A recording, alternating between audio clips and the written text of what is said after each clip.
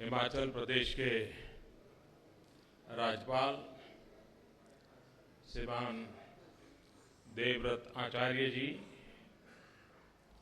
राज्य के मुख्यमंत्री श्रीमान वीरभद्र सिंह जी, केंद्र में मंत्रिपरिषद के मेरे साथी श्री जगत प्रकाश नड्डा जी, श्री अशोक गजपति राजू जी, श्रीमान जयंत सिन्हा जी, श्रीमान जीएस बाली जी, राज्य विधानसभा के विपक्षी नेता और पूर्व मुख्यमंत्री श्रीमान प्रेम कुमार धूमल जी, रीज मैदान में उपस्थित हिमाचल के मेरे प्यारे भाइयों बहनों, नांदेड़ एवं कडप्पा एयरपोर्ट पर उपस्थित सभी महानुभाव और मेरे प्यारे देशवासियों, बहुत तेजी से भारत के मध्यम वर्गीय जीवन में एक नए एस्पिरेशंस, नए सपने, नए संकल्प और कुछ करने की हिम्मत देश महसूस कर रहा है। ये एक ऐसा वर्ग है जिन्हें अगर अवसर मिले तो देश को विकास की नई ऊंचाइयों पर ले जाने में कल्पना बाहर के उत्तम परिणाम दे सकते हैं। विशेषकर इस पार्श्वभूमि का जो युवा है, first generation risk taking capacity जिसकी सबसे ज्यादा है, ये बहुत बड़ा वर्ग है। अगर इन युवाओं को अवसर मिलेगा तो वो देश की तकदीर भी बदल देंगे, देश की तस्वीर भी बदल देंगे।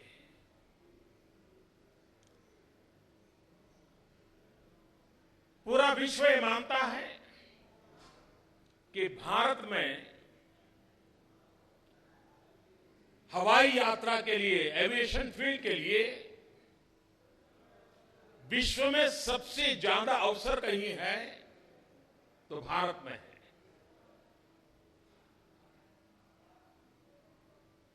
बहुत पहले हमारी सोच ये बनी थी कि हवाई यात्रा ने ये राजा महाराजाओं का ही विषय है और इसलिए हमारी एयरलाइंस के साथ जो लोगो जुड़ा था वो भी महाराजा का जुड़ा था।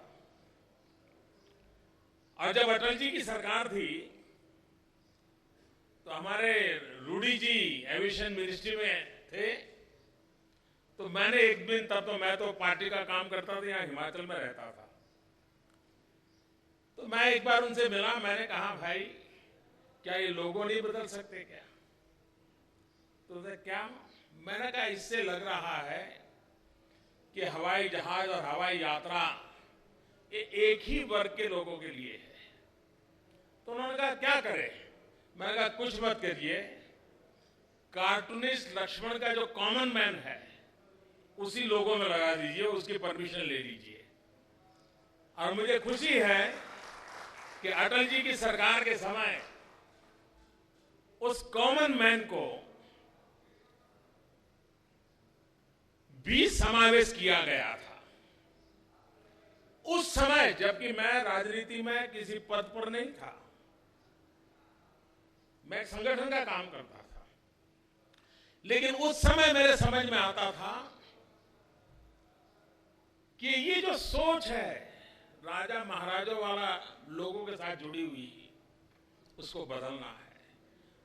और उसमें से हमारे विभाग से मैंने आग्रह किया कि एक तो देश में एक सबसे बड़ी कमी है, हमारी कोई एविएशन पॉलिसी नहीं है। इतना बड़ा देश है, इतनी संभावनाएं हैं, विश्व का ध्यान है, एक एविएशन पॉलिसी बनाएं, कसौटी पर कसें, सारे स्टेक होल्डर्स को उसमें विश्वास में ले और नीति के आधार पर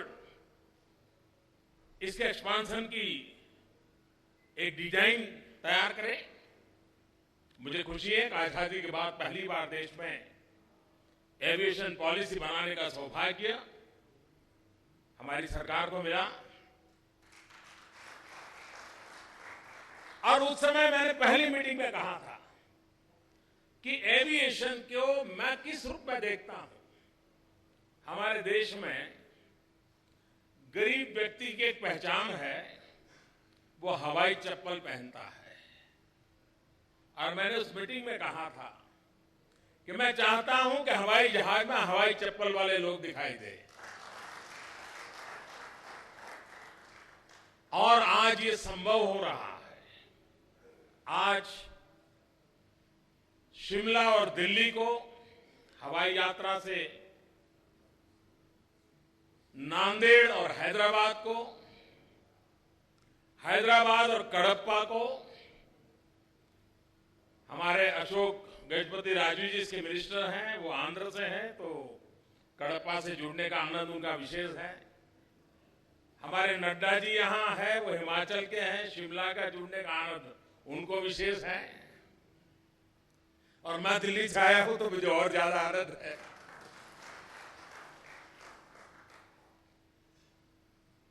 ये हवाई सफर कैसी बन रही है। आज हम टैक्सी में जाएं बाय रोड, 1 किलोमीटर का किराया करीब 8 से 10 रुपया होता है। दिल्ली शिमला की हवाई यात्रा ज्यादा से ज्यादा 1 घंटे में। अगर रोड पर मैं यात्रा करके आता हूं कम से कम 9 घंटे। अगर रोड मार्ग से आया, मैं किलोमीटर का हिसाब लगाऊं और 10 रुपया हिसाब लगाऊं मैं, और हवा पहाड़ में तो 10 रुपये से ज्यादा हो जाता है। ये सफर ऐसी है जो समय भी बचाएगी और इसका खर्च, टैक्सी में अगर किलोमीटर का 10 रुपया लगता है तो नई पॉलिसी के तहत हवाई यात्रा का किलोमीटर का खर्चा सिर्फ 6 या 7 रुपया लगेगा। नांदेड़ से आज हैदराबाद शुरू हो रहा है, लेकिन नांदेड़ से मुंबई सबसे पहले इसके बाद शुरू होने वाली व्यवस्था होने वाली है। और मैं एविएशन कंपनियों को एक टिप देना चाहता हूं, और ये जो मैं उनको एडवाइस दे रहा हूं, इसके लिए मेरी तरफ से कोई रॉयल्टी चार्ज नहीं करूंगा। मैं मुफ्त में उनको एडवाइस दे रहा हूं। अगर एविएशन कंपनियां व्यापारिक दृष्टि से सोचते हैं तो सोचें कि नांदेड़ साहब, अमृतसर साहब और पटना साहब अगर हवाई सर्कुलर रूट बनाएंगे, दुनिया भर के सिख यात्री इस हवाई यात्रा का सबसे ज्यादा लाभ उठाएंगे।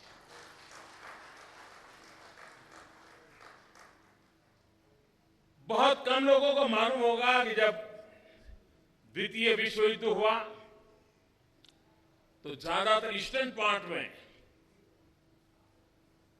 बहुत सारी हवाई पट्टियां बनी।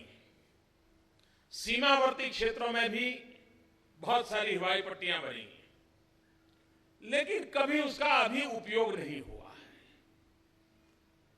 कुछ तो ऐसी हवाई पट्टियां होगी जहां से लोग सामान उखाड़ करके भी ले गए होंगे। देश आजाद होने के बाद आज हम 70 साल आजादी के पूरे हो गए,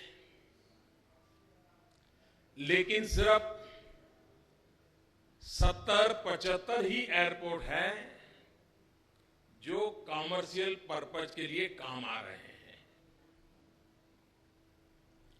70 साल में 70-75 एयरपोर्ट इस नई पॉलिसी के द्वारा 1 साल के भीतर भीतर 30 से ज्यादा नए एयरपोर्ट कॉमर्शियल एक्टिविटी के लिए जोड़ दिए जाएंगे। भारत के टायर 2 सिटीज ग्रोथ इंजन बन रहे हैं। विकास के अंदर ऊर्जा भरने की ताकत टायर 2, टायर 3 सिटी में आ रही है। अगर वहां पर एयर कनेक्टिविटी मिल जाती है तो पूंजी निवेशक, मैनेजमेंट एक्सपर्ट्स, एजुकेशन के लिए क्वालिटी मैन पावर, इन सबको अगर सुविधा कनेक्टिविटी की मिलती है तो उस जगह पर यह भी विकास की संभावनाएं बढ़ जाती है। दुनिया में सबसे तेज गति से विकास हो रहा है टूरिज्म का, लेकिन टूरिज्म में डेस्टिनेशन पर पहुंचने के बाद यात्री कष्ट झेलने को तैयार होता है, उसको पसंद भी आता है, मेहनत करना पसंद आता है, पहाड़ चढ़ना पसंद आता है, पसीना बहाना पसंद आता है, लेकिन पहुंचने तक वो सबसे ज्यादा अच्छी सुविधा पसंद करता है। उसे अगर एयर कनेक्टिविटी मिलती है, अगर उसको इंटरनेट कनेक्टिविटी मिलती है, उसको अगर वाईफाई सुविधा मिलती है, तो वो उस डेस्टिनेशन को पहले पसंद करता है।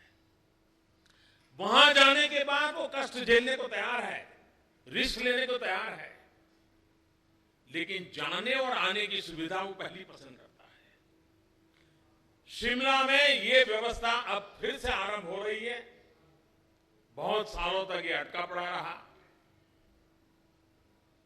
मुझे विश्वास है कि एक हिमाचल के टूरिज्म को बहुत बड़ा बल मिलेगा इससे। 2500 रुपया सबसे ज्यादा ऐसी टिकट की व्यवस्था, 2500 और 2500 से कम करना। नॉर्थ ईस्ट भारत का एक ऐसा भूभाग है, देखते ही बनता है। एक बार जो गया उसको बार बार जाने का मन कर जाए, ऐसा हमारा नॉर्थ ईस्ट है। प्रकृति का वहां ऐसा वास्तव में मिलता है जो शायद कहीं और मिल सकता है, लेकिन कनेक्टिविटी के अभाव से हिंदुस्तान का सामान्य नागरिक वहां जुड़ नहीं पाता है। ये देश के इंटीग्रेशन के लिए भी बहुत बड़ा काम इससे होने वाला है। इससे सिर्फ यात्रा की सुविधाएं नहीं, दो भूभाग, दो कल्चर, दो परंपराएं बड़ी सहजता से जुड़ जाती है। मुझे खुशी है कि देश में हवाई यात्रा की दृष्टि से सामान्य नागरिक को, और इसका जो उड़ान नाम है वो उड़े आम नागरिक, उसमें से उड़ान शब्द बना है। और जैसा मैंने कहा, हवाई यात्रा में हवाई चप्पल वाला नजर आना चाहिए, और सब उड़े सब जुड़े। देश के एक कोने से दूसरे कोने को जोड़ने का एक महाअभियान इससे हो रहा है। मेरे लिए खुशी की बात है कि आज यहां एक दूसरे कार्यक्रम का भी लॉन्चिंग हो रहा है, उसका शिलान्यास हो रहा है। Human resource development area specific जितना होता है, फोकस होता है, उतनी हमारे देश की क्षमता बढ़ती है। भारत के पास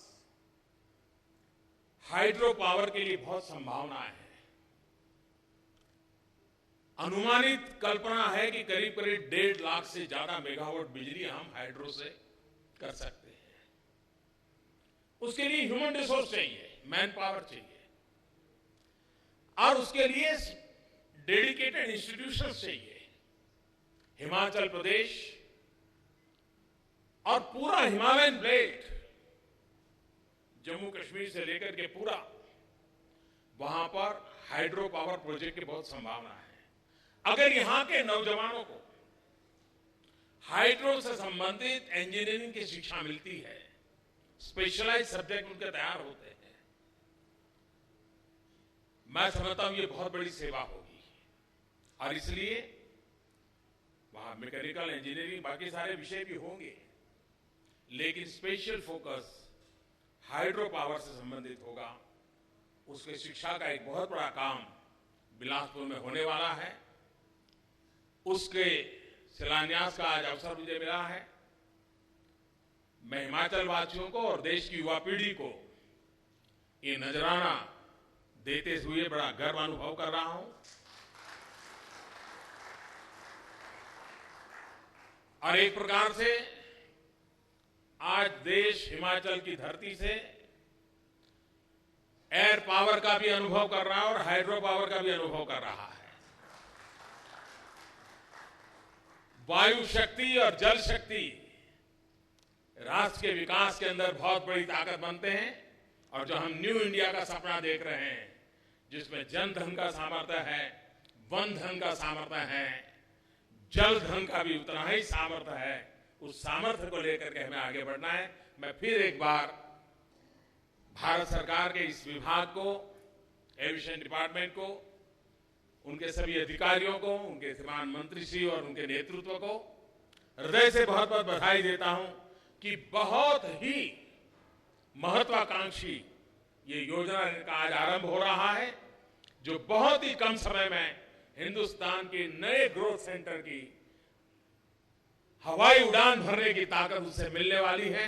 मेरी तरफ से बहुत बहुत शुभकामनाएं। धन्यवाद।